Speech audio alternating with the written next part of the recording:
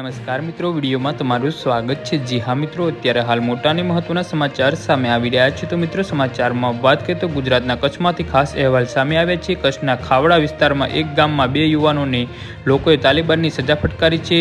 સંઘન કૃત્યનો video પણ social મીડિયામાં viral થયો છે, જેમાં 2 યુવાનોના માથાનું મુંડન કરવામાં આવ્યું હતું અને મૂછ અડધી કાપવામાં આવી હતી। ત્યારબાદ બંને યુવાનોને અર્ધનંગન હાલતમાં ઢોર માર મારવામાં આવ્યો હતો। જી હા મિત્રો, અત્યારે હાલ મોટા અને મહત્વના સમાચાર સામે આવી રહ્યા છે।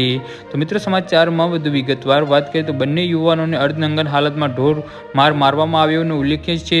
લોકોના ટોળાએ બંને યુવાનોને પકડ્યા હતા, હાથ પણ બાંધી દીધા હતા। બંને યુવાનોને એક યુવતીને ગામમાં મળવા આવ્યા હતા અને તે યુવતી સાથે પકડાઈ ગયા હતા। ઉલ્લેખનીય છે કે આ સમગ્ર કૃત્ય સ્થાનિક યુવાનોને ભેગા મળીને કર્યું હોવાના શક્યતા વર્તાઈ રહી છે। બંને યુવાનોનો વિડીયો પણ બનાવીને સોશિયલ મીડિયામાં વાયરલ કરવામાં આવ્યો હતો, જો કે આ મામલે પોલીસ ફરિયાદ નોંધાઈ નથી।